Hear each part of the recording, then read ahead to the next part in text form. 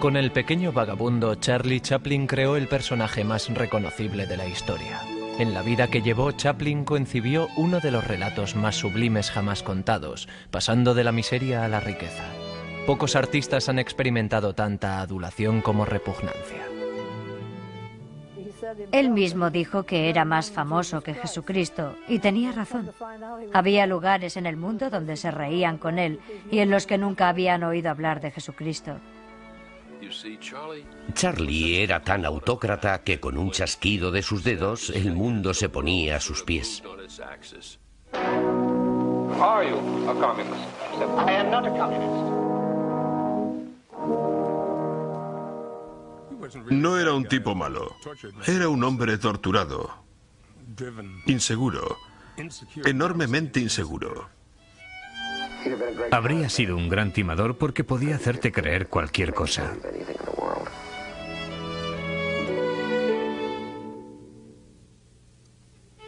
Charles Chaplin. Una vida de vagabundo. Primera parte.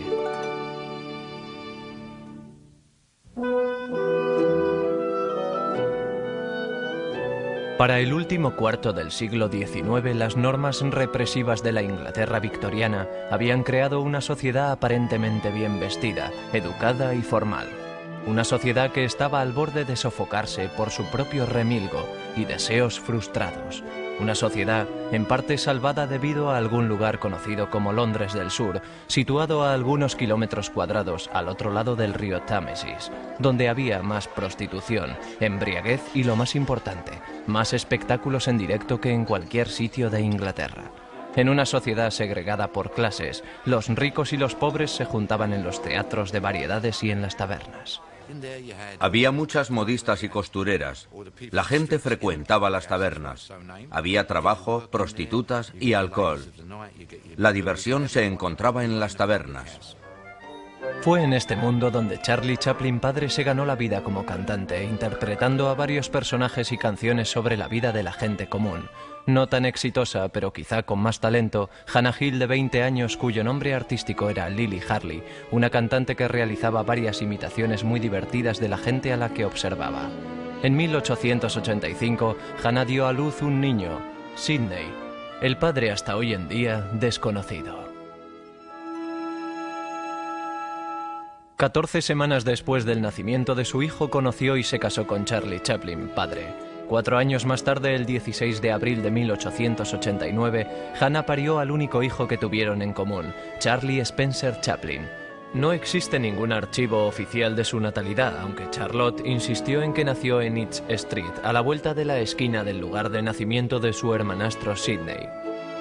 Chaplin escribió en su autobiografía: medir las morales de nuestra familia por las normas actuales sería tan erróneo como meter un termómetro en agua hirviendo. Su padre se marchó para recorrer los teatros de variedades americanos y cuando regresó a casa, un año más tarde, descubrió que tenía un nuevo recién nacido al que no esperaba. La señora Chaplin había mantenido una aventura con otro intérprete de los teatros. Creo que fue en ese momento cuando el señor Chaplin la dejó y empezó a beber. Chaplin padre, afirmando categóricamente que tenía un solo hijo, pocas veces pagó la ayuda económica. El hijo que tuvo Hannah con el intérprete Leo Dryden vivió con su padre mientras que ella, Sidney y Charlotte lucharon por ganarse la vida cambiando de piso de madrugada al no poder permitirse pagar la renta. Sin ser capaz de actuar debido a fuertes dolores de cabeza, Hannah ganó un salario escaso como costurera. Charlotte y Sidney se hicieron unos golfillos de la calle, ganando dinero con su inteligencia y talento. Esas tabernas eran como teatros baratos. Los niños en la calle realizaban su propio teatro esperando recibir unos céntimos. Esa era la diversión popular. La educación tenía bastante menos importancia que la supervivencia. El máximo tiempo que Charlotte pasó en la escuela fue 1 año y medio. Cuando los pobres no podían ganarse la vida, vinieron aquí al asilo de pobres de Lambeth, en la calle Renfrey. Hannah, Sidney y Charlotte fueron aceptados en julio de 1898 y separados unos de otros. 3 semanas después de su entrada, a Hannah le fue permitido visitar a sus hijos. Pasaron el día en el parque de Kennington, comieron cerezas y pastel. Los chicos jugaron con una pelota hecha de periódico y atada con una cuerda. Al atardecer, regresaron de nuevo al asilo. 3 semanas más tarde y durante 7 años, Hannah Chaplin fue internada repetidas veces en diversos manicomios hasta quedarse definitivamente. Se negó a entrar en los parques de Londres. Dijo, son sitios muy melancólicos y me dejan muy deprimido. El padre de Charlotte lo organizó para que su hijo viviera en la calle Kennington con la familia de intérpretes Jackson. Durante 2 años bailó como uno de los 8 de Lancashire. Los momentos que más apreciaba eran los que pasaba con su madre cuando ella se encontraba bien. Siempre mantuvo vivos aquellos recuerdos. I shall always remember the top room at 3 Pound Hole Terrace, where I lived as a boy. I shall always remember climbing up and down those 3 flights of narrow stairs, and Healy's, the greengrocers in Chester Street, and Ash's, the tea grocers, where one bought a pennyworth of mixed stale cake, with all its pleasant and dubious surprises. You are my honey, honeysuckle, I am the bee. Sobre todo se acordaba de la música y el estilo de vida de la gente de Londres del Sur, imposible de olvidar. Había diferentes tipos de canciones cantadas por mi abuelo. Había canciones de saludo. Hola, hola, ¿quién es tu amiga? Pero también había canciones tristes, en su mayoría sobre niños. Había una que cantaba y hacía llorar al público. Se trataba de un niño que había perdido a su padre. Decía algo así: quiero ir al cielo durante el fin de semana. Quiero oír a los ángeles tocar. Aunque solo tengo 7 años, quiero ir al cielo. Quiero ver a mi padre durante un día. He ahorrado todos mis peniques para el largo viaje. Es una canción muy triste y todo el mundo lloraba, porque podían identificarse con estas tristes canciones, tanto como el padre de Chaplin. Era imposible escapar de estos temas melancólicos. Imposible. Charlie Chaplin padre murió en 1901 con 37 años debido al alcoholismo y fue enterrado en una tumba de pobres. 2 años más tarde, Charlotte, con 12 años, declaró sobre la demencia de su madre y ella fue internada como lunática en el manicomio de Cane Hill. Él y su hermanastro, aún siendo sus únicos responsables y fuente de ingresos, seguían trabajando. Sidney encontró trabajo en la Marina Mercante y Charlotte como actor en un pequeño papel en una adaptación de teatro de Sherlock Holmes. En 1908, su hermano, siendo una estrella de la compañía, logró trabajo para Charlotte con el empresario Fred Carano y sus cómicos mudos. Fred Carano tenía autobuses que viajaban de un teatro a otro. Mi madre solía decir que subían al autobús supuestamente sin Charlotte. Pero sí lo hacía. Y cambiaban el maquillaje y los vestidos para ir al siguiente teatro porque tenían sketch distintos en teatros diferentes. A Charlotte le gustaba su arte, pero siempre se ponía nervioso delante del público. Otro actor de Carano, Stanley Jefferson, dijo sobre Charlotte: reconozco que parecía frío y superior, pero no lo era. La gente durante años no sabía o se negaba a creer que Charlotte era un hombre muy tímido. Con 19 años se enamoró de la bailarina de 15 años Hetty Kelly. Se vieron solo 6 veces en 11 días antes de que Hetty le dijera que era demasiado joven para él, que sus palabras de amor le asustaban y que no podía volver a verle. Charlotte más tarde escribió: el episodio para ella no fue nada más que una obsesión infantil, pero para mí fue el comienzo de un desarrollo espiritual, una búsqueda de la belleza. A excepción de su madre, sus 6 citas con Hetty formaron la relación más intensa de su juventud. Al año siguiente, Chaplin reemplazó a su hermano y tuvo un gran éxito al interpretar a un borracho. Ya que su hermano era una estrella más importante y demasiado estimable para ser perdido al vodevil americano, Fred Carano envió a Charlotte a una gira por los Estados Unidos. Charlie Chaplin jamás volvió a vivir en Inglaterra.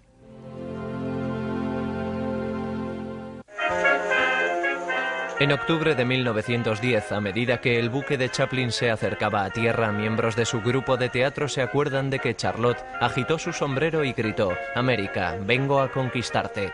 Chaplin pasaría los siguientes 3 años recorriendo los Estados Unidos interpretando a un borracho.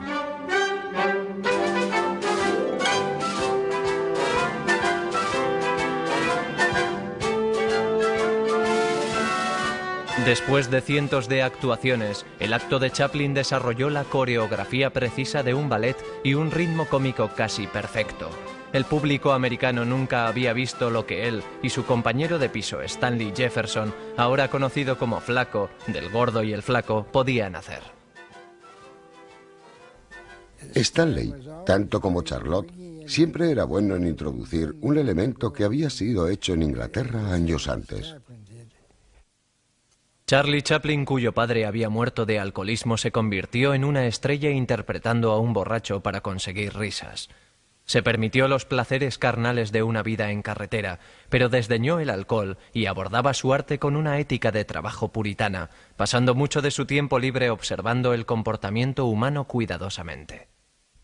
Le gustaba buscar la verdad en la gente y daba la impresión de que podía entender de qué se hablaba y pensar bien en ello antes de contestar.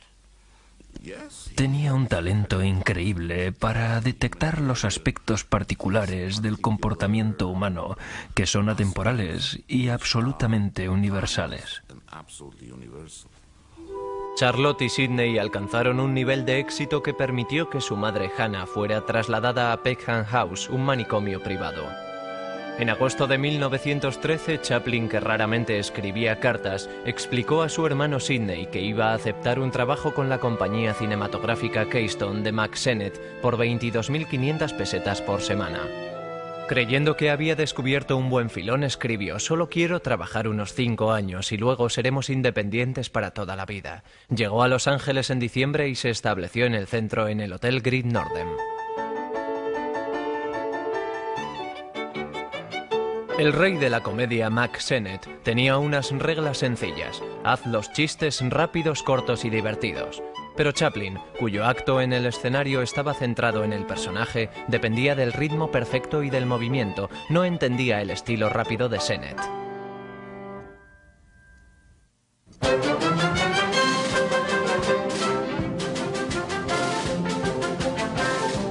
Charlotte odiaba su primera aparición en la pantalla y no le gustaba ser ordenado. Luchaba constantemente con su director. Los críticos eran más benevolentes que él mismo. Uno de ellos le calificó como un cómico de primera clase. Milagrosamente, en una película estrenada solo 5 días después de hacer Making a Living, Chaplin había tomado el mando y presentado el personaje que le convertiría en la persona más famosa del mundo.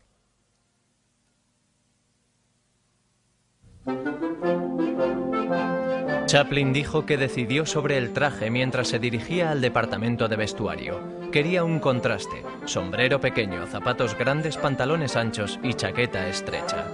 Escribió sobre cómo el vestido creó al personaje. Cuando entré en el escenario había vuelto a nacer.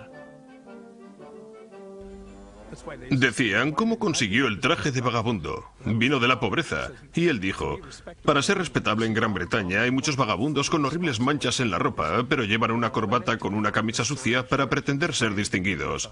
Con lo cual nació el personaje del pequeño vagabundo. Había un vendedor ambulante al que Charlotte había observado desde esta misma ventana. Tenía los pies destrozados. Le llamaban Scrumpy. Había varios vendedores más. Otro era llamado Twinkle Toes. Los pies les dolían, así que cortaban las botas para conseguir aliviarse. Caminaban arrastrando los pies, como sujetando las botas. Se dice que Chaplin tomó la idea de su paso doloroso por la gente de la calle.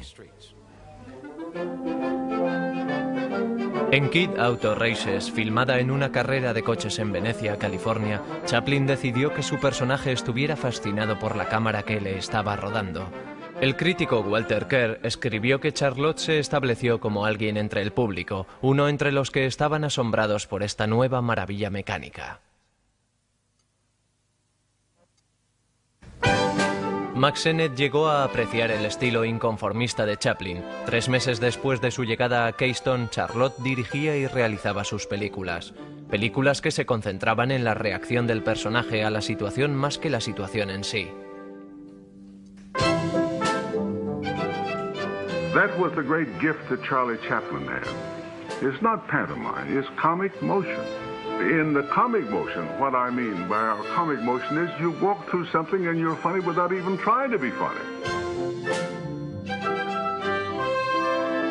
En sus 10 meses con Keystone, Chaplin realizó 34 cortometrajes. También interpretó el primer largometraje de comedia Chili's Puncture Romance, la última película donde Charlotte fue dirigido por otra persona. En 1914, Chaplin cambió de la compañía Keystone a Essanay en Chicago, por un salario de 187.500 pesetas a la semana y un plus de inscripción de 1,5 millones. Pero odiaba el estilo de línea de montaje de Essanay. No le gustaba trabajar con un guión asignado para él por la jefa del departamento de escenario, Luella Parson, la futura reina de los ecos de sociedad de Hollywood. Solo hizo una película en Chicago, una en la que Gloria Swanson, la venidera reina de la pantalla de Hollywood, realizó su debut. Chaplin se trasladó al estudio Essanay en el norte de California y comenzó a formar su propio grupo de actores. Su prioridad, una primera actriz. La encontró en la actriz no profesional Edna Purviance, de Lovelock, Nevada. Era joven, hermosa, sin experiencia y adoraba a Charlotte. Por ello, Charlotte la adoraba a ella, profesionalmente y personalmente. Realizaron 35 películas juntos, las 5 primeras en las afueras de San Francisco. Era plácida, al contrario de Charlotte, muy tranquila, muy dulce, guapa, no una buena actriz. Pero las primeras actrices siempre servían para mejorar su propia figura. Su comedia se hacía más conmovedora porque al público le conmovían sus intentos fracasados para ganar el corazón de Purviance.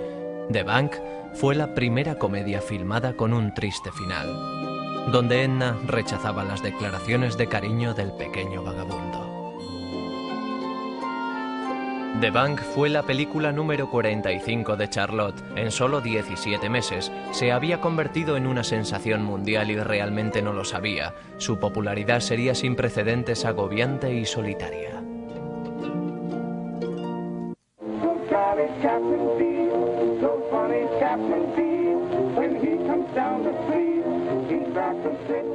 ...1915 fue llamado el año de Chaplinitis. Charlie dijo que toda la adulación no fue por él, sino por el hombrecito, el pobre vagabundo con quien la gente de todo el mundo podía identificarse y al que otros intérpretes imitaron sin vergüenza, incluyendo a su ex compañero de piso, Stan Laurel, para quien llegaría la fama 6 años más tarde. Era una cosa casi religiosa cuando la gente iba al cine. Creo que sus películas siempre se estrenaban el mismo día, el martes. Iban al cine los martes para ver a Chaplin. Para el otoño de 1915, su hermano Sidney, que había pasado el año anterior haciendo películas con Keystone, se ocupó al 100% de los asuntos de los florecientes negocios de Charlotte. Era la única persona en la que confiaba Chaplin. Debido al estilo de su vida reclusa y su profesión de realizador de películas, Chaplin no experimentó su popularidad directamente hasta un viaje de tren transcontinental en febrero de 1916. Las paradas desde Amarillo hasta Chicago estaban repletas de gente esperando a Charlie. Escribió: «Siempre creía que me gustaría la atención del público, y aquí estaba, paradójicamente, aislándome con una sensación deprimida de ser solitario». Cogió ese tren a Nueva York para firmar un contrato con la Corporación Mutua Cinematográfica por 1,5 millones de pesetas a la semana y una bonificación de 22,5 millones, negociado por su hermano Sidney. Un portavoz de Mutual dijo orgullosamente que después de la guerra europea, Chaplin es la cosa más cara del mundo.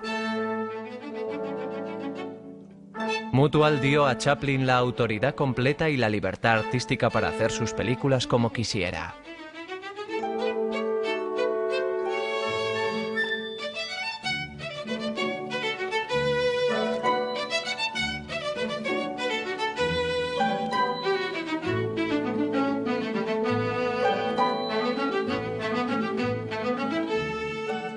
Pronto, Chaplin formó un equipo de apoyo que cambió muy poco a lo largo de los años. Además de la primera actriz Edna Purviance, también tenía al tipo duro, Eric Campbell, el tío no tan duro, Henry Berman, el director de interiores Alf Reeves y el cámara Rolly Totteroth. Su fuerte lealtad no quedó sin recompensa. Mantenía las nóminas durante los años en los que no realizaba películas, pagando a la gente cada semana. Había gente con esa nómina que había estado con él desde el principio. He's the most lovable, likable person in the world. When everything is going right, you know, as far as he's concerned. He could be like a Jekyll and Hyde. 1 minute he's just swelling and then he can be all mean. All he has to do is give you a look or you can feel him. Geez, you hate your guts. Chaplin exigía mucho de sí mismo y no esperaba menos de los demás. Dirigía a todos, cada movimiento. Así que para la gente como Purviance, que no era una actriz muy buena, copiaba lo que él le decía que hiciera. Chaplin no habló ni escribió mucho sobre su manera de realizar películas. Le gustaba decir, si la gente sabe cómo se hace, la magia desaparece. Unos años después de la muerte de Chaplin, su viuda permitió a los documentalistas Kevin Brownlow y David Gill el acceso a sus almacenes de películas. Lo que descubrieron e incluyeron en su documental El desconocido Chaplin fue una revelación. Ya que no tenía guión, y siendo él mismo el director y la estrella, ensayaba delante de la cámara, haciéndolo incluso 50 o 60 veces. Con eso, no solo evoluciona el argumento, sino también la interpretación. Nadie reparó en ello, y ese descubrimiento ha evolucionado a lo largo del tiempo. Nunca realizaba tomas numeradas. Tan solo improvisaba sin importarle el tiempo que podían perder. Solía decir, solo nos estamos retrasando un día. No le importaba. ¿Por qué preocuparse si el resultado final sale bien? Trabajaba en una habitación totalmente austera. No había nada más que una silla dura, una mesa y una ventana tan alta que no se podía mirar hacia afuera para eliminar las distracciones. En su tiempo libre, Chaplin no era muy sociable. Tuvo ingresos en 1917 de 75 millones de pesetas. Sus gastos personales, 75.000 pesetas, una cantidad que cuando era pobre, Chaplin hubiera considerado una fortuna. Un amigo le escribió como más ansioso que tacaño en cuanto al dinero. Vivía en el Athletic Club de Los Ángeles, donde quedaba con Edna para cenar tranquilamente, aunque durante sus años en Hollywood dijo que solo tenía un verdadero amigo.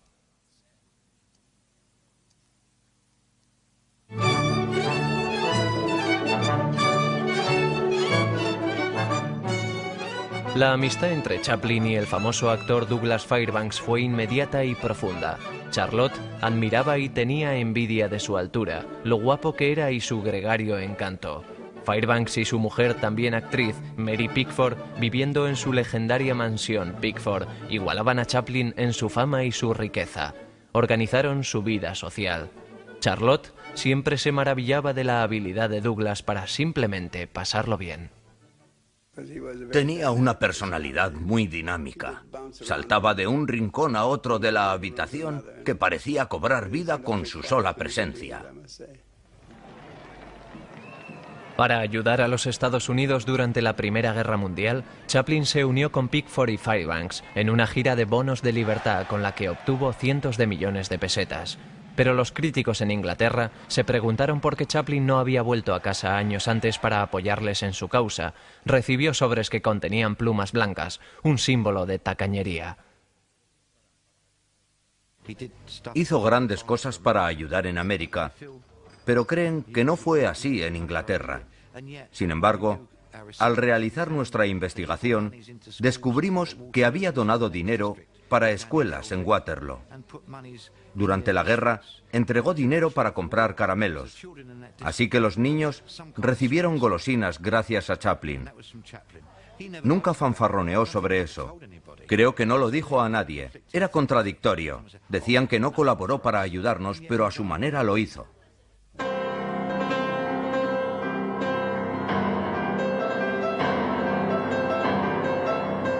Además de hacer un cortometraje para animar a la gente a comprar bonos de libertad, Chaplin realizó Armas al Hombro, una película sobre el vagabundo luchando en la Primera Guerra Mundial. Se proyectó en cines de todo el mundo gratuitamente. ¿Qué hubiera sido más útil? ¿Que Chaplin muriera como otro soldado desconocido en una de las ridículas batallas de la Primera Guerra Mundial o que siguiera realizando películas? A lo largo de la Primera Guerra Mundial, los cortometrajes de Chaplin dieron a los hospitales militares un muy necesario alivio. Muchas veces, las películas fueron proyectadas en el techo para los pacientes que no podían incorporarse en la cama.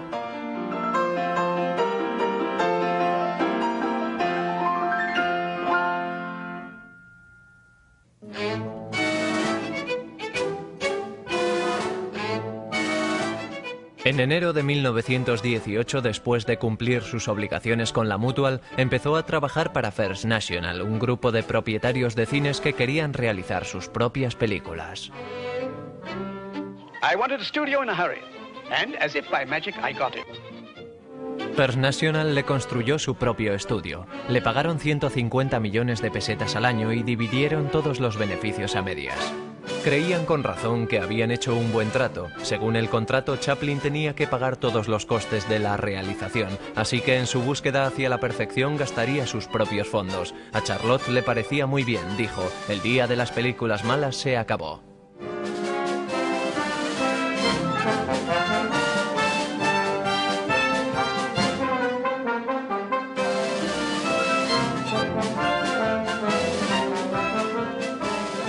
Las películas de Chaplin alcanzaron nuevas cotas en cuanto a artesanía y maestría, pero al año y medio de su contrato los estudios principales planeaban acabar con los exorbitantes salarios, fusionándose con las distribuidoras y creando un monopolio. Chaplin se alió a las figuras más notables del campo, Douglas Fairbanks, Mary Pickford y el director Griffith, para dirigir y realizar sus propias películas. La formación de United Artists marcó el nacimiento de la realización de películas independientes. Al contrario que sus socios, Chaplin se había comprometido a finalizar su contrato con First National antes de que pudiera trabajar en United Artists, y su vida personal, a menudo fuente de inspiración, en este caso no lo era. La exactriz infantil Mildred Harris, a quien más tarde Chaplin describiría como alguien que le faltaba algo, tenía 16 años cuando Chaplin empezó una relación sentimental con ella. Tenía 17 años cuando su afirmación de que estaba embarazada le obligó a casarse involuntariamente. Ese embarazo resultó una falsa alarma. Una temporada carente de creatividad siguió a la boda. El 7 de julio nació deformado Norman Spencer Chaplin, murió el 10 de julio. Años más tarde, Mildred Harris dijo que uno de sus recuerdos sobre Charlotte fue el cómo había llorado. 20 días después de la muerte de su primer hijo, Charlotte empezó a filmar El Chico.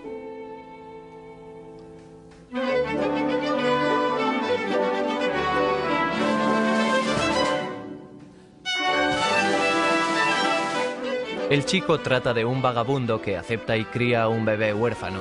Fue el segundo intento de Chaplin en hacer una comedia, algo que los grandes del mundo cinematográfico dudaron que se pudiera cumplir. La comedia es corta. Puede hacer reír durante media hora de 20 formas diferentes. Si añadimos otros 5 o 10 minutos, la gente deja de reírse y no es posible recuperarla. Asimismo, no creo que se pueda hacer un largometraje con solo la comedia de jaja y de risas. Después de poco tiempo cansa por lo largo que es. Hay que introducir el romance, la narrativa, el drama, la psicología, la sociología y muchas otras cosas. Así que, para mí, Chaplin seguía mejorando mientras sus películas se convertían en más largas y más ambiciosas.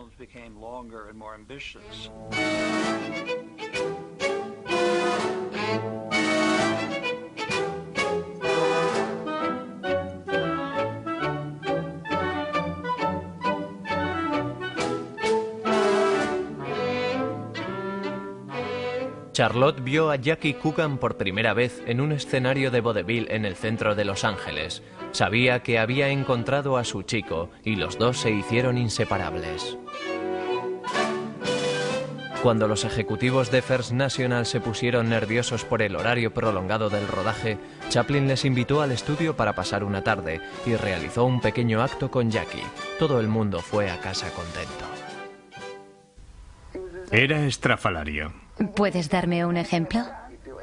Hacía cualquier cosa para conseguir una risa. Hacía un alto y horrible desde una escalera. Eso es una repentina caída alta y horripilante desde una escalera. Hacía lo que fuera para romper la monotonía. Durante la realización de El Chico, Mildred Harris Chaplin pidió el divorcio de su marido, afirmando crueldad y abandono. First National le dijo que añadiera los bienes de negocio de Charlotte a la demanda, incluyendo El Chico. Una noche de agosto, Charlotte y su equipo llevaron en tren 12 cajas de película a Salt Lake City, donde en secreto editó El Chico en una habitación de un hotel, lejos de las leyes de propiedad común de California. Mildred Harris, de 19 años, aceptó la satisfacción de otros bienes comunes y 15 millones de pesetas. Todo esto disuadió temporalmente a Chaplin de la idea de matrimonio. Para él, la única constante en su vida era su trabajo.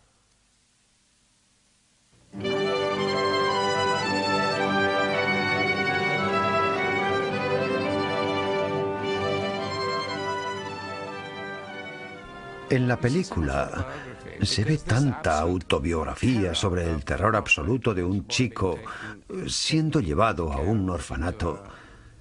Es obvio que está reviviendo su propia experiencia de niño, que fue llevado de la mano de su madre. 2 meses después del estreno de El Chico, Charlie preguntó por su madre. Hannah Chaplin, a la que no había visto durante 7 años, sería trasladada a California cerca de su hijo para el resto de su vida.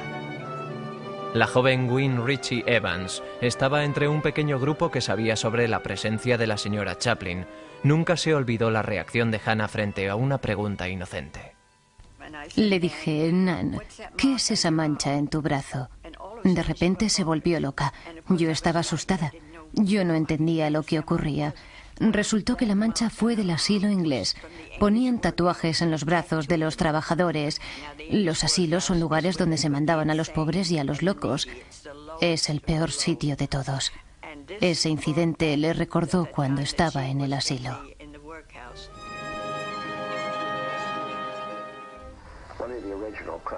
En una de las escenas de The Kid, cuando los del orfanato me están llevando, Charlotte me estaba dirigiendo y estaba llorando a la vez. Me lo estaba haciendo física y mentalmente, pidiéndome que le imitara.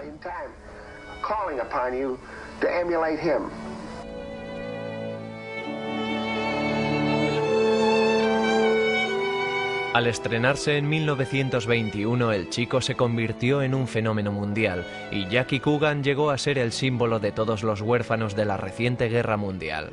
Años más tarde, cuando Coogan se encontraba en apuros económicos, Charlotte le ayudó sin pensárselo 2 veces. Encontrándose por casualidad en 1972, Charlotte saludó a Jackie, entonces con 57 años, con un abrazo cariñoso. Luego dijo al oído de la señora Coogan: no olvide nunca que su marido es un genio.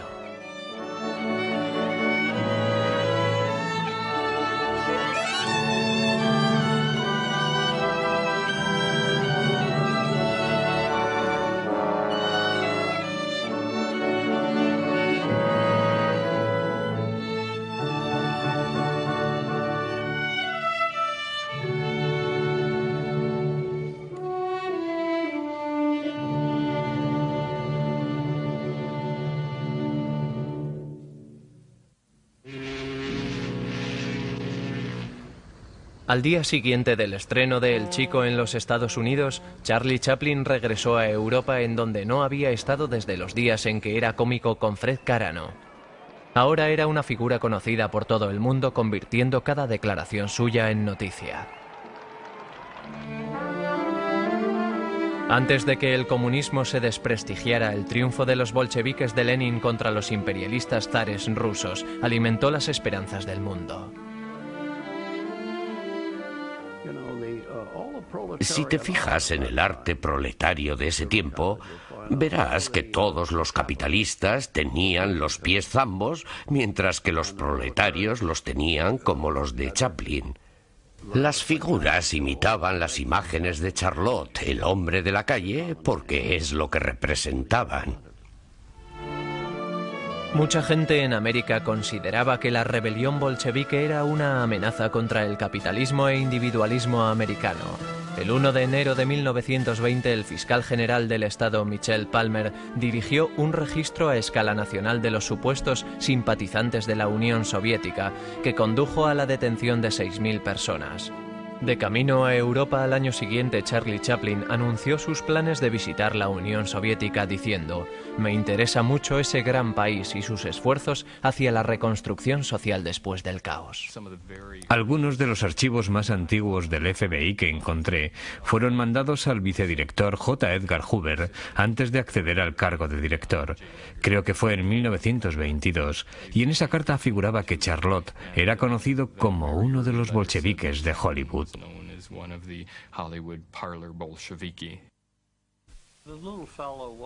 El hombrecito cojeaba hacia las izquierdas, pero albergaba sentimientos contradictorios. Era un genio, y también muy rico, y sin embargo era el hombrecito. A pesar de ello, todo lo que hizo en su vida fue para huir de esta imagen de hombrecito. Cuando volvió a Inglaterra en 1921 y tras un recibimiento digno de un héroe conquistador, su primer destino fue el barrio de su juventud, Lambeth, donde anduvo por las calles sin ser molestado por una multitud creciente que mantenía una distancia respetuosa. Conoció al dramaturgo George Bernard Shaw y creó una amistad con el escritor Wells. Pero su viaje al extranjero fue motivado en gran parte por el deseo de restablecer contacto con su primer amor, Hetty Kelly. Ella le había escrito una carta en 1918 preguntando si él la recordaba.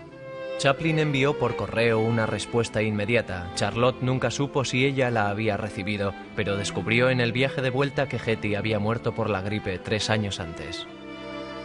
Chaplin regresó a California y se estableció de alquiler en las colinas de Hollywood. Cumplió su contrato con la First National con 3 películas de baja calidad y se lanzó en una tempestuosa aventura de 8 meses con Pola Negri, la reina del drama. Debido a su endiosamiento y a su edad, ella tenía casi 30 años, era la amante menos apropiada para Chaplin. Finalmente, Charlotte empezó su primera película para United Artists, la compañía que había fundado casi 5 años antes. A pesar de una acogida entusiasta, Una mujer de París, en la que Chaplin no apareció, resultó un fracaso. Lanzó la carrera de Adolphe Menjou y marcó el final de Edna Purviance, cuya interpretación Chaplin esperaba la condujera a la fama. Su ex amante y primera actriz más perdurable continuó recibiendo un salario semanal durante 35 años hasta su muerte.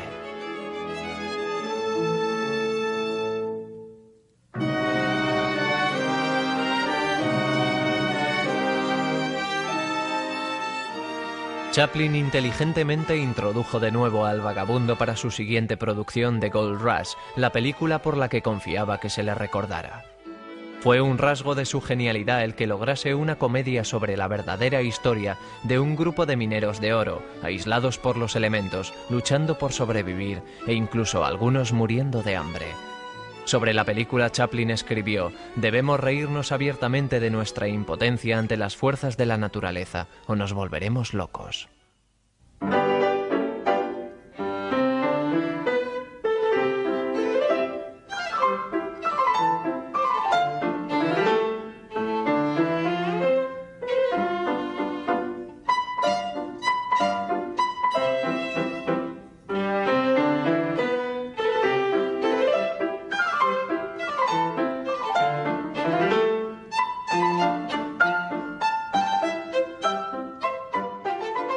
Les llevó 3 días de rodaje y un masivo consumo de regaliz por parte de Charlotte y Max Swain antes de que Chaplin decidiera que la escena era aceptable. Una joven en el reparto nunca lo olvidó.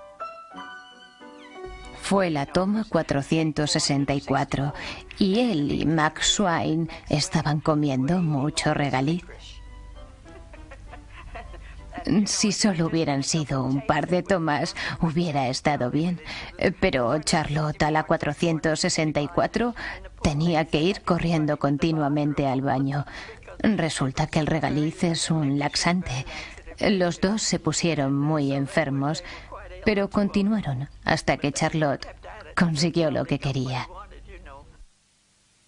Como primera actriz para The Gold Rush, contrató a Lita Grey, de 16 años, la cual le había cautivado 4 años antes como Lilita McMurray en El Chico. Representaba a un ángel en una escena de un sueño.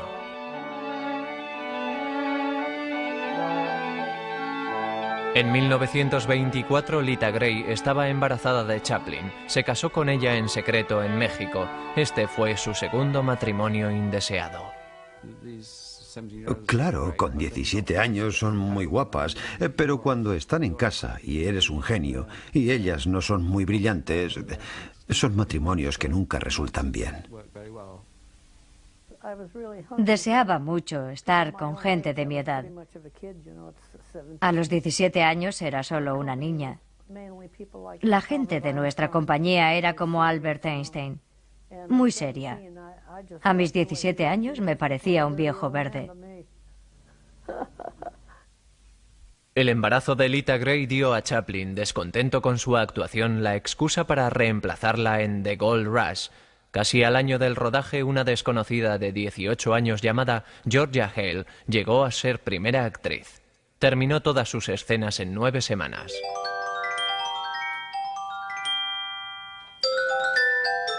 The Gold Rush fue un éxito mundial. En el estreno de Berlín, el proyectista rebobinó y puso esta escena 2 veces antes de seguir con la película.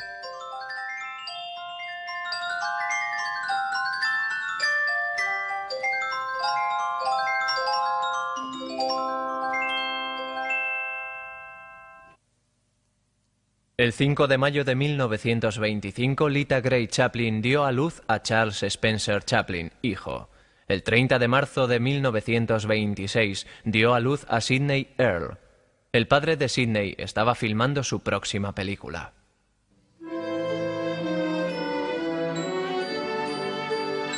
La realización de El Circo, en la que el vagabundo interpreta a un payaso que solo divierte cuando intenta no hacerlo, marcaron los 2 peores años de la vida de Chaplin. Desgraciado en su matrimonio con Lita, se involucró totalmente en su trabajo y en devaneos con su compañera de reparto, Mern Kennedy, con Georgia Hale y con la actriz Marion Davies, con la que Chaplin pasó muchos fines de semana en San Simeón, la hacienda en California del amante de Davies, el magnate publicador Randolph Hearst. En esta primera película de color de Chaplin, filmada en San Simeón, flirtea con la mujer de Hearst, Millicent.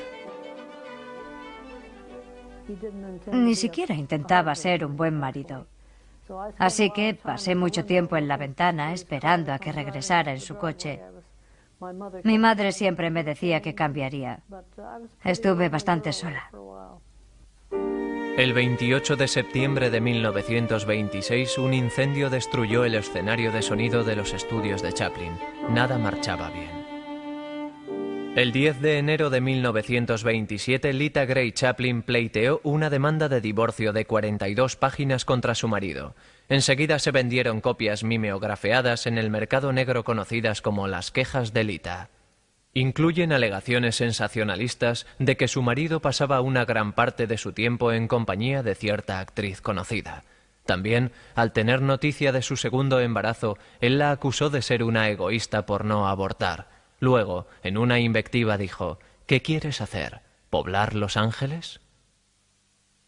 Definieron tremendamente mal a mi madre. Parece que había que hacerlo cuando se estaba luchando en los tribunales, porque iban a hacer que pareciera una delincuente de Tijuana, ni hablar. Sus antecedentes eran 10 veces mejores que los de él. 5 días después de que la señora Chaplin presentara su queja, Charlie sufrió un serio ataque de nervios. Una semana más tarde, Hacienda declaró que como resultado de insuficiencia de pagos desde hacía 10 años, Charlie Chaplin debía la suma de 200 millones de pesetas de impuestos. Pero el amor entre el público hacia el personaje que había creado era tan profundo que la popularidad de Chaplin sobreviviría intacta. Aún así, tenía los días contados como primera estrella de la pantalla.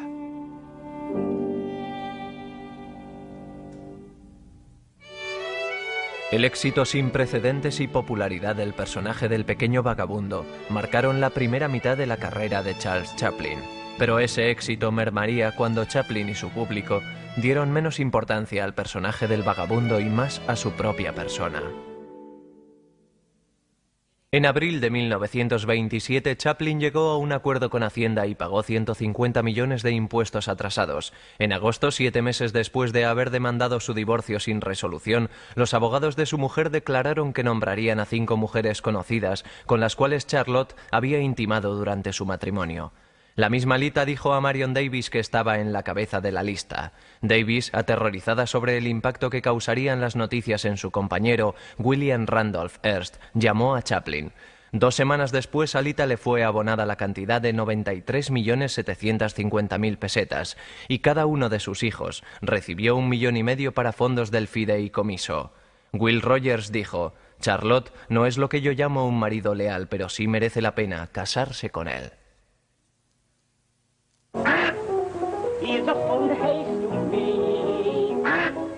Para Chaplin, el hombre que convirtió la pantomima en un idioma internacional, los comienzos del cine sonoro fueron muy duros.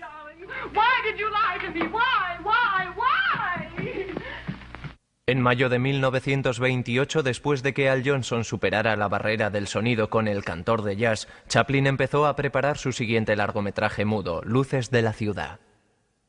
Pero en agosto su trabajo se cortó inesperadamente cuando su madre se puso enferma. El 28 de agosto, Hannah Chaplin, con 63 años, murió en el hospital Glendale por motivo de una vesícula biliar infectada. Una enfermera dijo que el día anterior había oído reír a ambos.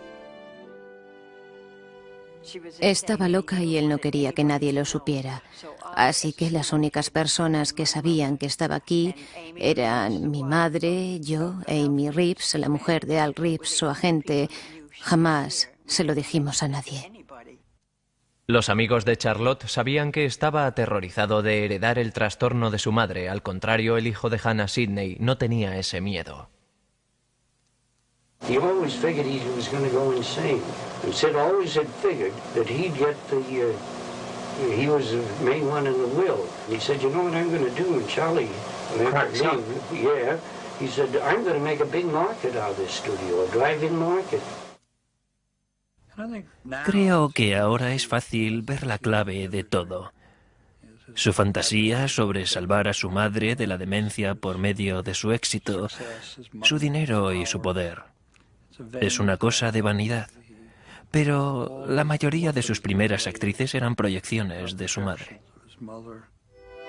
En Luces de la ciudad, el vagabundo entabla amistad con una ciega florista interpretada por Virginia Cheryl. En el curso de la película, Charlotte encontrará dinero para pagar la operación que hará que recupere la vista, pero esta escena en la que la chica ciega confunde al vagabundo con un millonario duró 6 semanas de rodaje antes de que Chaplin la considerara como aceptable.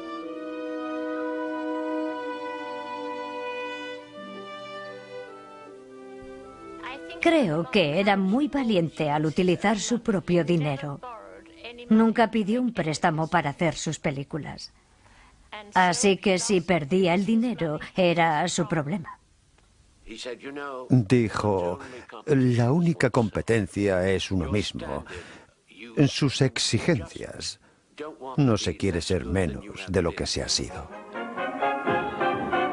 El 30 de enero de 1931, casi 3 años después del comienzo del proyecto Luces de la ciudad, se estrenó en Los Ángeles. Mientras que sus amantes Marion Davies, Georgia Hall y Myrna Kennedy estaban en la audiencia, Chaplin eligió sentarse con sus invitados especiales, el señor y la señora Einstein.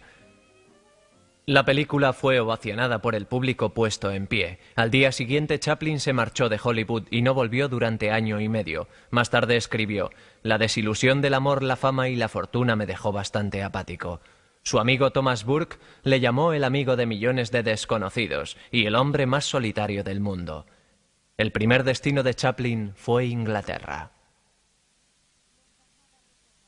Siempre quería volver porque le encantaba recordar de dónde había venido y de lo que tenía en ese momento comparado con antes. Meditaba sobre ello y daba más explicaciones. Chaplin celebró una cumbre en Londres con el líder de la India, Mahatma Gandhi, que confesó no haber visto ninguna de sus películas. Más tarde, la política de Charlie enfureció a un continente cuando proclamó que Europa sufría de un caso serio de nacionalismo. Lo nombró patriotismo, un patriotismo peligroso. Dijo: lo veo en Alemania, lo veo en Italia, y este patriotismo, que quería decir nacionalismo, es peligroso y va a acabar en guerra. Tenía toda la razón. Viena dio a Charlotte la recepción más grande que recibiría en Europa. Pero se fue sin conocer al ciudadano más famoso, Sigmund Freud, que aprovechó la oportunidad de la visita de Chaplin para escribir un análisis breve. Es un caso excepcionalmente simple y transparente. Solo interpreta las experiencias de su triste juventud. No puede escapar a esas humillaciones de su pasado. Sus andanzas llevaron a Chaplin al Oriente Lejano, donde fue venerado, y finalmente a la isla de Bali, donde la única persona que llegó a conocerle fue un artista de caricaturas de Nueva York, que estaba de visita, Al Hirschfeld. Ya que no había electricidad en la isla, nunca habían visto una película. Me preguntó si se reirían de las mismas cosas. Y le contesté: ¿por qué no lo pruebas? Así que dijo: lo haré. Después de un baile con un pájaro garuda, se puso su casco, que salió por los aires. Los isleños se desternillaron de risa. Pensaban que el casco poseía poderes demoníacos e hicieron lo mismo con sus turbantes, tirándolos al aire. Mientras Chaplin estaba de viaje por el mundo, Luces de la ciudad se convertía en uno de sus éxitos más grandes.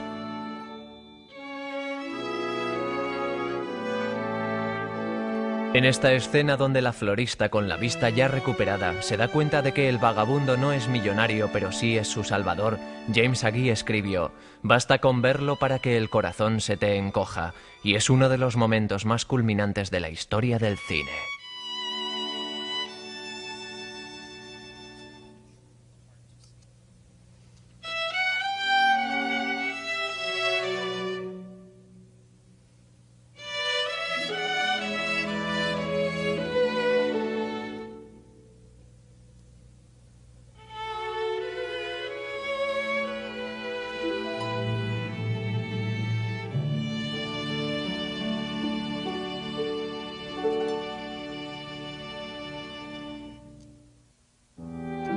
En junio de 1932, Chaplin regresó de su gira mundial de 17 meses a una América en plena depresión. 2 semanas después de su llegada, publicó un artículo titulado La solución económica, en el que sugería el uso de una moneda internacional y una forma más humana de capitalismo: proteger el bienestar de los trabajadores. Era una persona muy humanitaria. Apoyaba a los oprimidos, lo que le costó más de un apuro. De la misma manera que le sucedía a la gente que sabía escribir o leer. Siendo un hombre de negocios astuto, Chaplin convirtió todas sus acciones y bonos en capital activo. Casi no perdió nada cuando un año más tarde el mercado se derrumbó. No era comunista.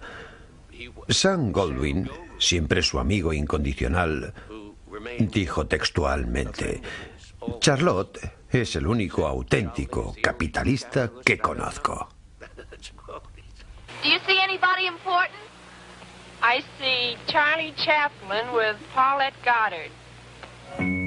Después de su gira por el mundo, Chaplin conoció a la actriz de 21 años Paulette Goddard. Como los de Charlie, sus padres se habían separado y a los 14 años mantenía a su familia interpretando a una chica llamada Peaches en Broadway. no le veneraba. Ella era su compañera y creo que hay mucha diferencia en eso. Era una mujer muy inteligente, algo con lo que Charlotte nunca se había enfrentado. Tenía confianza en sí misma y muchos conocimientos. Lo que él quería eran las infantiles, las adolescentes. Desde su divorcio de Lita Grey, Charlotte casi no hizo caso a sus hijos. Al mudarse a su casa en Benedict Canyon, Paulette insistió que él sería el mejor padre para sus hijos, Charlie y Sidney ahora con 6 y 7 años. Mientras su madre intentaba abrirse paso como cantante, los chicos vivían con su abuela. Gracias a Paulette, pasaron la mayoría de los fines de semana con su padre. Ella era adorable. De hecho, hasta que tenía 9 años dormía con Paulette. Un día mi padre nos dijo, chicos, ya no podéis dormir con Paulette. Contestamos, ¿por qué no? Nos gustaba. Charlie hijo describió a su padre como un estricto disciplinario y un soñador caprichoso, el hombre salvaje de Borneo con rachas de mal genio volcánico. Charles, el hijo, cuyo nombre le resultó una gran carga, empezó a beber mucho en su adolescencia y como resultado perdió el favor de su padre.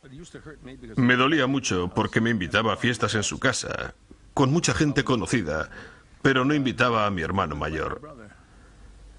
Este hecho era como un puñal para mi hermano. Era muy sensible hacia la gente, pero por otra parte vivía.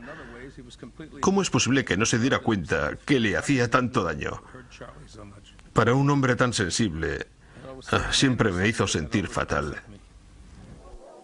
La gran sensibilidad de Chaplin hacia los marginados nunca vaciló. Un partidario vocal del gobierno activista de Franklin Roosevelt dijo que el nuevo trato salvó al capitalismo de la derrota total. Chaplin más que nunca se sintió obligado a hacer que su arte reflejara la angustia de los tiempos modernos.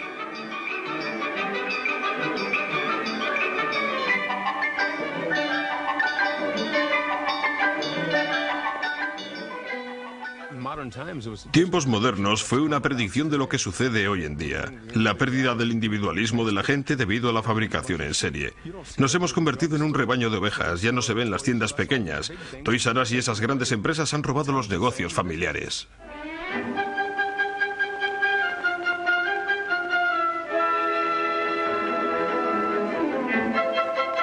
Mientras Charlotte se resistía a meter diálogos en sus películas, abrazó la posibilidad de incluir la música sincronizada, música que empezó como una sencilla melodía desde las profundidades de su imaginación o de su pasado.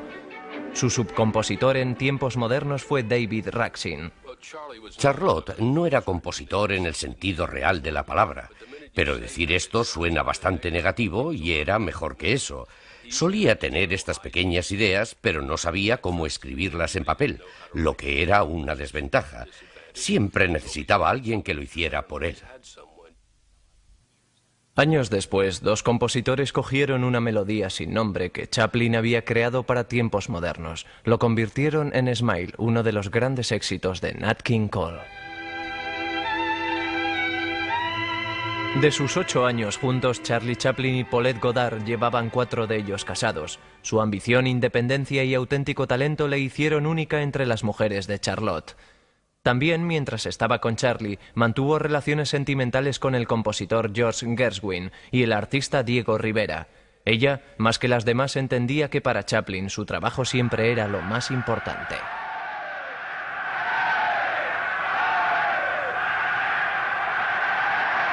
Para su próxima película, Charlotte se inspiró de nuevo en los acontecimientos mundiales. A mediados de los años 30, cuando los Estados Unidos mantenían una política oficial de no intervención hacia Adolf Hitler, la Liga Antinazi de Hollywood tenía 4.500 miembros, muchos de ellos refugiados artistas judíos. En esta colonia de antifascismo, Charlie Chaplin empezó una comedia sobre Hitler llamada El Gran Dictador. Los dos compartían extrañas similitudes. Adolf Hitler y Charlie Chaplin nacieron con 4 días de diferencia en abril de 1889. Ambos superaron la pobreza para lograr posiciones de poder autocrático. Algunos han especulado que el hombre más malvado del siglo adoptó su bigote para emular al payaso más querido del siglo.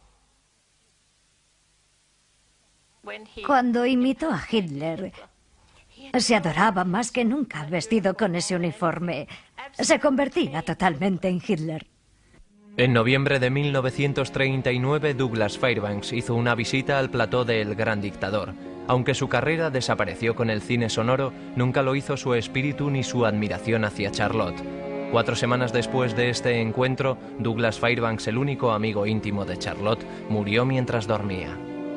Chaplin escribió: fue un disgusto terrible porque amaba tanto la vida. 6 días después del funeral, Chaplin volvió al plató para rodar una de las escenas más inspiradas de su carrera.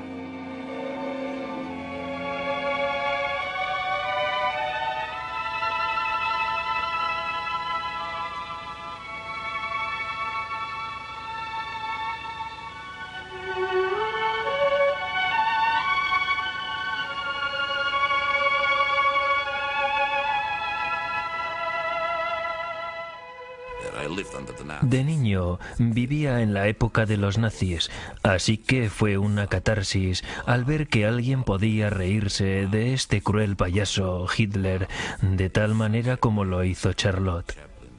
Fue una catarsis para todos los que vivían en la era nazi. Cuando por fin Charlie Chaplin decidió hablar en la pantalla, eligió comunicar palabras de esperanza a un mundo que se internaba en un conflicto. The hate of men will pass, and dictators die, and the power they took from the people will return to the people, and so long as men die, liberty will never perish. Al estrenarse en octubre de 1940, un año antes de que ocurriera el incidente de Pearl Harbor, El Gran Dictador llegó a ser el éxito más grande de la carrera de Chaplin y el catalizador para el periodo más políticamente activo de su vida. Cuando América entró en la guerra, Chaplin estaba angustiado por el fuerte retórico antisoviético. Después de todo, dijo, Rusia era nuestro aliado contra Hitler y había sufrido muchas bajas al defender el frente del Este. En un discurso en San Francisco para el Comité Americano de Ayuda de Guerra para los Rusos, Chaplin pidió a los Estados Unidos que lucharan junto con los soviéticos en este segundo frente, una propuesta ya aprobada por el presidente Roosevelt y el ministro de Asuntos Exteriores. Pero fue su saludo lo que le metió en problemas. Mi padre se levantó y se dirigió a todos aquellos tipos duros. ¡Camaradas! Hubo un estruendo de aplausos que nunca se había oído. Alguien lo apuntó y le convirtió en comunista porque dijo camaradas. Luego el Ministerio de Asuntos Exteriores le pidió que repitiera el mismo discurso en el Madison Square Garden. El mismo discurso. En este discurso, Chaplin también dijo, los comunistas no son diferentes a cualquier otra persona, sufren como todos nosotros y mueren como nosotros. Incluso en tiempos de guerra, estas palabras no gustaban a muchos americanos. Y con la llegada rápida de la Guerra Fría, este discurso y otros regresarían para atormentar a Chaplin. Pero hubo otro escándalo que tuvo gran relevancia. A Charlie Chaplin le encantaba el tenis y era bien respetado como jugador, competidor, táctico y atleta. Pero cuando la actriz de 22 años Joan Barry apareció una tarde en junio de 1941 para observarle, tenía la intención de seducir a Charlotte, el cineasta y mujeriego. Lo logró y consiguió un contrato modesto para su nuevo proyecto y la atención personal del jefe. La verdad es que estaba fascinado por las mujeres, hasta tal punto que cada conquista se convirtió en parte de su trabajo. Pero para ella, la aventura tenía un significado mucho más amplio. 6 meses después de comenzar su proyecto y su aventura con Chaplin, Joan Barry empezó a aparecer en su casa a cualquier hora de la noche, borracha, hostil y a veces tirando piedras a las ventanas cuando se negaba a dejarle entrar. No había transcurrido un año después de conocerla, cuando Chaplin pagó el contrato de Barry y le compró 2 billetes de ida a Nueva York. Caso cerrado por ahora, pero de nuevo necesitaba una actriz para su película.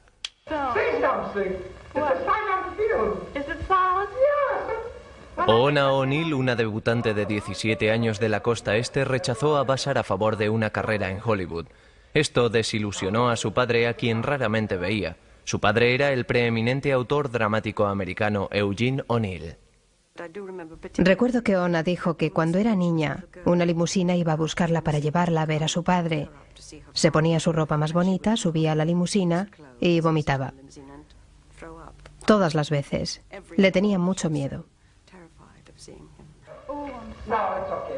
Chaplin jamás terminó la película en la que conoció a Oona O'Neill. En cambio, se enamoró de ella. Era hermosa, inteligente, muy tímida y ella le adoraba. Fue una auténtica historia de amor. Charlotte me dijo, ¿esto es real? Y lo era, a pesar de la diferencia entre las edades. Poco tiempo después de cumplir 18 años, Oona O'Neill se casó con Charlie Chaplin, de 54 años. Su padre lo desaprobó. Odiaba Hollywood, a Chaplin y su historial con las mujeres. Nunca conoció a ninguno de sus 8 nietos. Desde el principio, Chaplin y su mujer construyeron una barrera invisible alrededor de su relación, protección contra un mundo en el cual los dos desconfiaban. La tarde del 23 de diciembre de 1942, Sidney Chaplin visitó la casa de Summit Drive para charlar con su padre. Había subido las escaleras y me dijo, ¿qué haces aquí? Parecía muy raro y nervioso. Yo le contesté, papá, quiero hablar contigo sobre esto. Entré en el cuarto, pero allí había una mujer con un arma. Eso me dio un susto de muerte. Pero entonces me di cuenta de quién era. Habíamos cenado juntos y cosas así.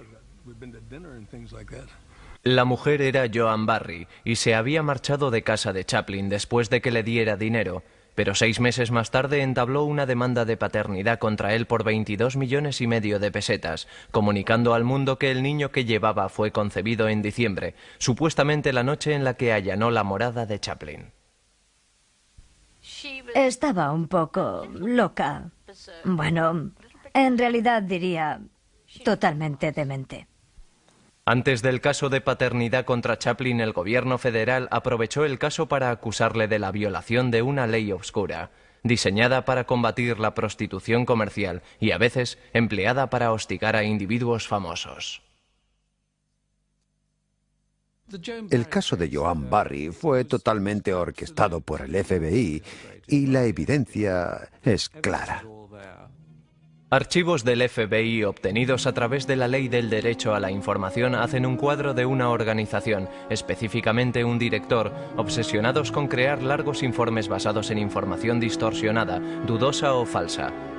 El escándalo Barry acusó a Chaplin acusado de inmoralidad manifiesta y las evidencias sugieren que el FBI pretendió conectar eso con sus supuestos lazos con los soviéticos. Un jurado absolvió a Chaplin de la acusación que había llevado a Joan Barry por las fronteras del Estado para dedicarse a ilícitos propósitos sexuales. Tan solo 2 días después del veredicto, el columnista de cotilleos Ed Monger escribió: si Charlotte hubiera perdido su caso, el cónsul ruso habría estado autorizado a coger un avión soviético para trasladar a los Chaplin a Moscú. Él y Oona están estudiando el ruso como escribió hace tiempo. El FBI estaba dando historias acusatorias, en su mayor parte no de verdad, a los cronistas de sociedad.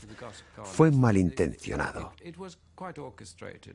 A pesar de una prueba de sangre que mostró categóricamente que Chaplin no era el padre del hijo de Joan Barry, un juez ordenó que el caso siguiera adelante. Después de que un tribunal no tomara una decisión, un segundo dio un veredicto a favor de Barry. Charlotte fue obligado a pagar 15,000 pesetas a la semana hasta que el niño llegara a la mayoría de edad. 10 años más tarde, Joan Barry fue internada en un manicomio. El 1 de agosto de 1944, en plena polémica, Oona dio a luz a Geraldine Chaplin Leigh. Con el nacimiento de su hijo Michael casi 2 años después, se consideraba el caso Barry olvidado y Chaplin por fin había encontrado la felicidad personal. Pero colegas leales como el cámara Rolly Totteroth encontraban en Chaplin a un hombre diferente. Alguien que se había convertido en una persona que se codeaba con los intelectuales, quien tras tiempos modernos había rechazado al pequeño vagabundo. He drifted away from that little character. He didn't want to use it anymore because it was more or less lowbrow. It wasn't the character that he wanted to be. He wanted to be the distinguished Chaplin now. Just as I thought. Phony. Fake. What? Glass, you silly ass. Glass. Monsieur Verdus fue la primera comedia negra de Chaplin y un fracaso en taquilla. Teniendo en cuenta los titulares sobre su política y su tratamiento con las mujeres, una película en la que el personaje de Chaplin justificaba el matar a sus mujeres por su dinero, porque el sistema capitalista le había decepcionado, dio a los críticos un blanco fácil, y Charlotte lo sabía. Thank you, ladies and gentlemen of the press. I'm not going to waste your time. I shall say, proceed with the butchery. Could you answer a direct question? Are you a communist? I am not a communist. A communist sympathizer with question. A communist sympathizer, that has to be qualified again. I say this, that during the war, I sympathized very much with Russia because I believe that she was holding the front. And for that, I have a memory, and I feel that I owe her thanks. Chairman J. Parnell Thomas of New Jersey opens an inquiry into possible communist penetration of the Hollywood film industry. Monsieur Verdoux se estrenó en Washington 5 días después de que el Comité sobre las Actividades No Americanas citara a algunas figuras de Hollywood. Algunos dijeron que el cariz de la interrogación era inconstitucional y fueron encarcelados por desacato al tribunal. Pero la mayoría sugirió que el comunismo se había infiltrado en Hollywood y dieron nombres de personas.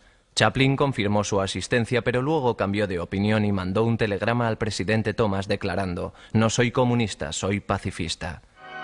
Empezó a trabajar en su última película de Hollywood, también la más autobiográfica de su carrera.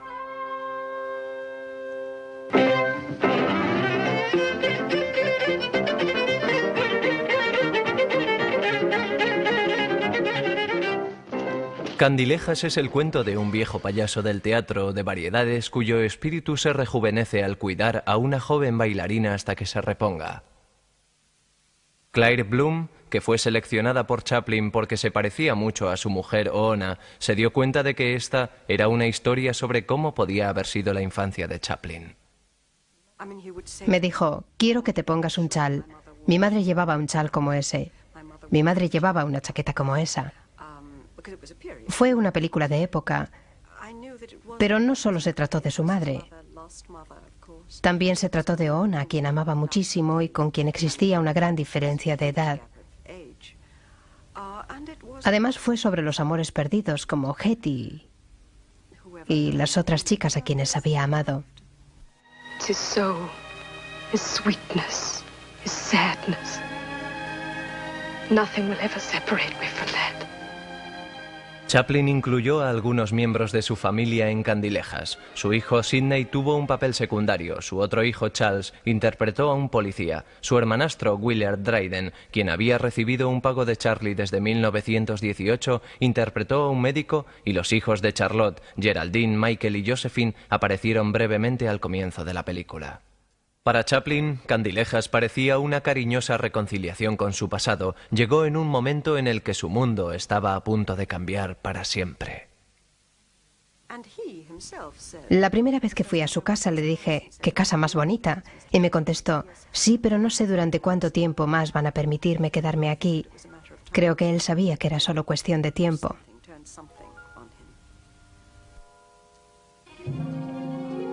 El 29 de diciembre de 1949, el director del FBI, J. Edgar Hoover, escribió al vicefiscal general del Estado, el general Peyton Ford: «Es determinante que no hay testigos que puedan aclarar que Charles Chaplin haya sido o sea miembro del Partido Comunista o que haya contribuido con fondos al mismo». Esta carta no significó que Hoover se deshiciera de expedientes que afirmaran lo contrario dentro del voluminoso archivo que tenía sobre Charlotte. Nos tenían considerados como a una familia polaco-judía. No sabían nada sobre las tumbas en Inglaterra. Todavía seguían convencidos de que éramos espías y de que sus creencias eran comunistas. La feroz independencia y arrogancia de Chaplin hicieron que fuera un blanco fácil dentro de su industria. Cronistas de sociedad como Ed Sullivan y Hedda Hooper estaban dispuestos a perseguirle, ya que nunca se había favorecido de ellos, como con la mayoría de los famosos. Hizo lo que quería, realizó sus películas a su manera, logró hacerlo, y había gente, algunas de las figuras más importantes en Hollywood, que se ofendían por eso, así que tenían ganas de desencumbrarle. El 17 de septiembre de 1952, Chaplin y su familia partieron a Londres para el estreno de Candilejas. El 18 de septiembre, J. Edgar Hoover dio al fiscal general del estado James McGrannery el archivo de Chaplin. El 19 de septiembre, McGrannery anuló el permiso de entrada de Charlotte, diciendo: Chaplin es una persona desagradable, si lo que han dicho de él es la verdad. Calvin Coolidge said when he terminated his presidency, he was embarking to go home, and waylaid by one of the pressmen who said, Mr. President, won't you say a few farewell words to the American people? He said, yes, goodbye. There is a letter. Hay una carta del fiscal general del Estado de los Estados Unidos al embajador americano en Suiza diciendo que si Chaplin quería volver no había ningún problema. Creo que la carta dice que era tan popular en América que a pesar de las campañas contra él podía regresar sin problemas. Pero entonces Charlotte se negó resueltamente. Chaplin trasladó a su familia a la orilla del lago Lausanne en una hacienda de 37 acres llamada Manoir de Vannes, cerca de Vevey, en Suiza. Oona y él, un multimillonario, crearon su propio paraíso aislado, un mundo aparte.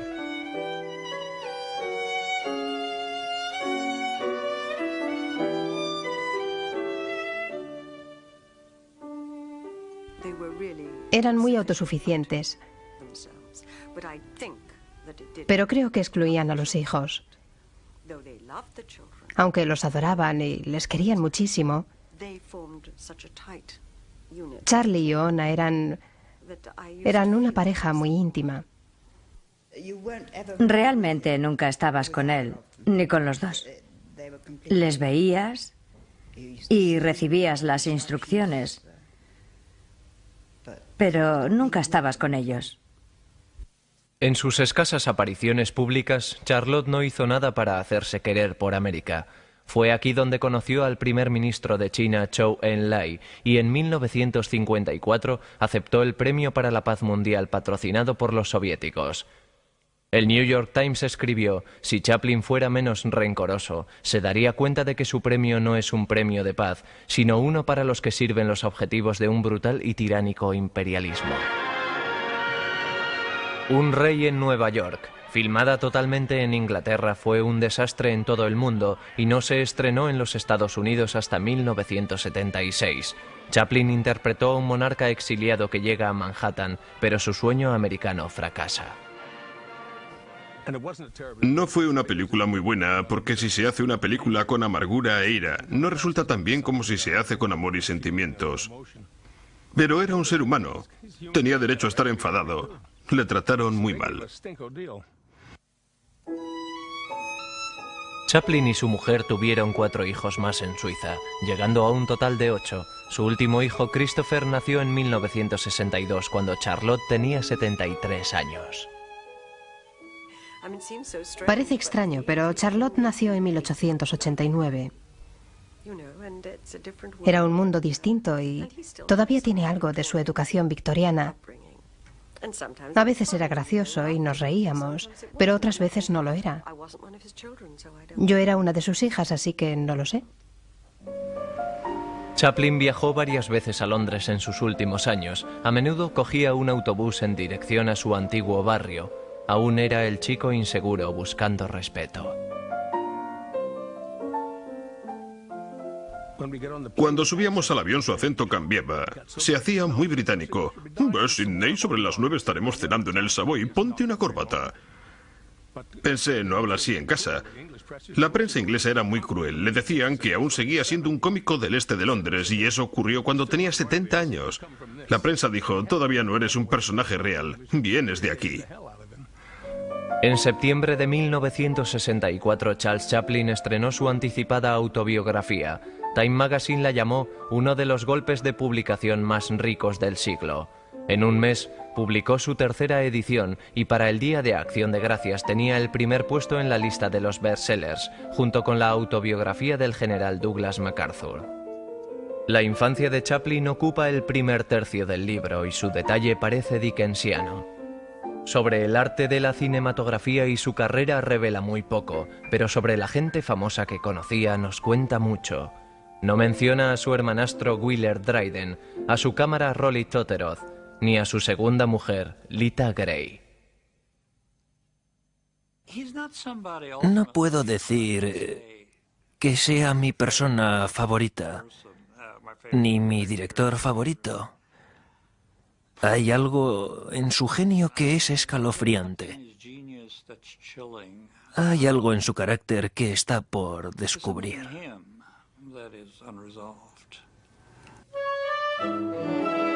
En 1966, justo antes de cumplir 77 años, Chaplin empezó a dirigir su producción número 81, una comedia romántica en la que había pensado 30 años antes para Paulette Goddard.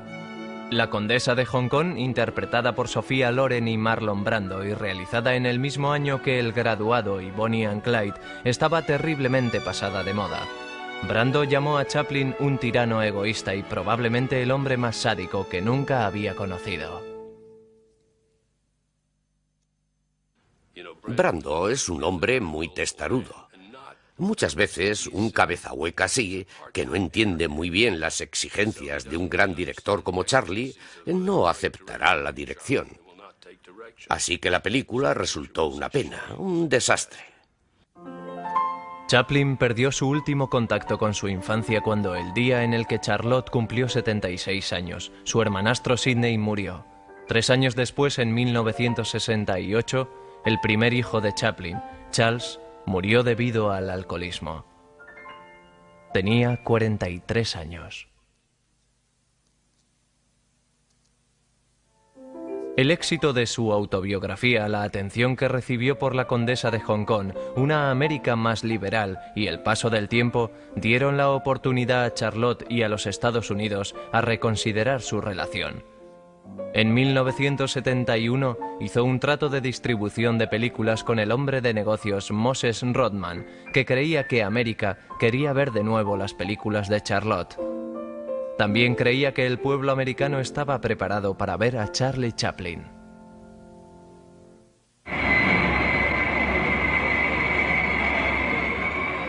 Veinte años después de marcharse, Charlie Chaplin regresó a América en un viaje de negocios para mejorar las posibilidades de promocionar sus películas.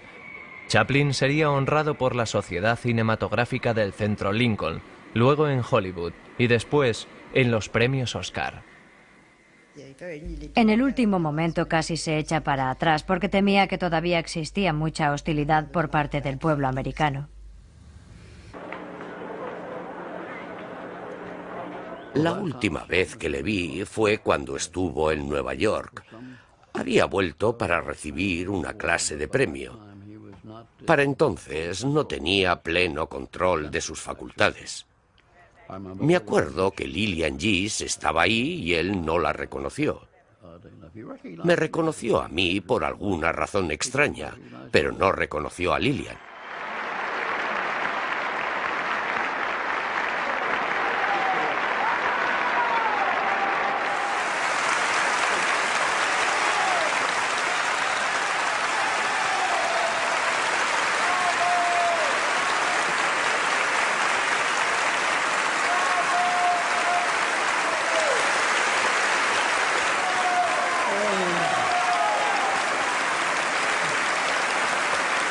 Words seem so futile, so feeble. I can only say that thank you for the honor of inviting me here. And, oh, you're wonderful, sweet people. Thank you. Alistair Cook, el observador británico de asuntos americanos, escribió sobre las celebraciones para Chaplin en Nueva York. Las lágrimas mojaron al público. Era muy viejo, temblando y buscando en la niebla de sus memorias algunas frases simples. Ahora era una muñeca senil e inofensiva. Como dice la canción, es fácil amarle, no hay peligro en adorarle. Estaba seguro de que en 1972, cuando recibió el premio de la Academia, su carrera había acabado. Y pensaba que todo el mundo se olvidaría del pequeño vagabundo y de Charlotte.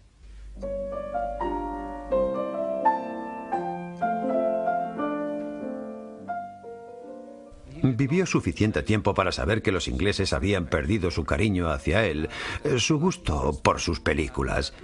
Y Oona Chaplin dijo: puedo explicarlo. Es una clase extraña de romanticismo inglés. Si Charlotte hubiera muerto borracho, pobre y abatido, le habrían querido.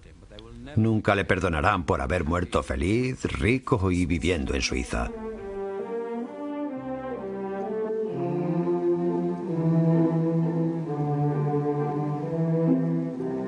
My mother used to sing this to me. Estaba ahí sentado, miraba para arriba y decía: este es el cielo. Charles Chaplin, al que nunca le gustaron las Navidades porque le recordaban la pobreza de su infancia, murió mientras dormía el 25 de diciembre de 1977. Tenía 88 años. El 2 de marzo de 1978, su ataúd fue robado por ladrones que demandaron 600.000 francos suizos por devolverlo. El último documento de su archivo del FBI es un memorándum del 8 de marzo diciendo que un psíquico que había contactado con ellos había afirmado que el cadáver de Chaplin estaba en el sótano de una casa en Alemania. Una semana más tarde, los ladrones fueron detenidos y el ataúd encontrado en un trigal suizo. Oona Chaplin dijo que estaba conmovida porque los ladrones habían elegido un sitio de descanso muy tranquilo. El ataúd fue enterrado de nuevo bajo 2 metros de hormigón en un pequeño cementerio cerca de su casa. Después de su muerte, cuando yo estaba con Oona en Nueva York, ella andaba lentamente, sujetando mi brazo como si estuviera en trance. Él solía caminar despacio y ella estaba acostumbrada a hacerlo.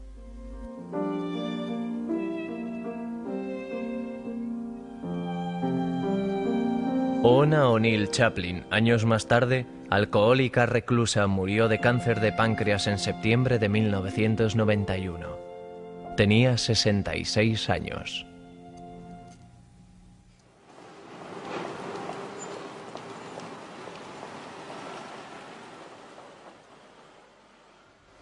Viajo mucho y nunca he encontrado tanto cinismo como lo que he visto en Inglaterra.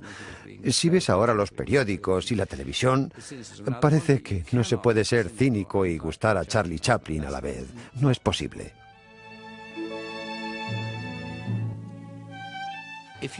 Si experimentas ese tipo de cosas, toda esa tristeza, toda esa pobreza, quedarán contigo para siempre. Van a salir. No importan ni el dinero que poseas ni la posición que tengas.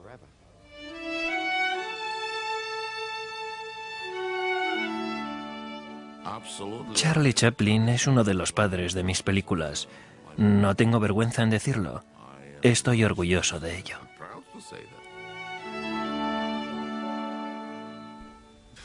Para ser un hombre tan sensible era un tipo raro. Yo solía decir que el hombre más inseguro que había conocido en mi vida era mi padre. A veces quería levantarle en brazos, yo era mucho más grande que él, y decirle: papá, lo has conseguido, lo has logrado. Eres rico, famoso, has hecho todo. Tienes una mujer fantástica e hijos maravillosos. Pero si él hubiera sentido lo mismo, nunca habría hecho algunas películas. Su amigo Max Eastman escribió sobre Charlotte. Había que entenderlo como un niño abandonado, un golfillo soñador e inteligente, una hoja de papel al viento con sagradas escrituras por las calles de un pobre barrio de Londres.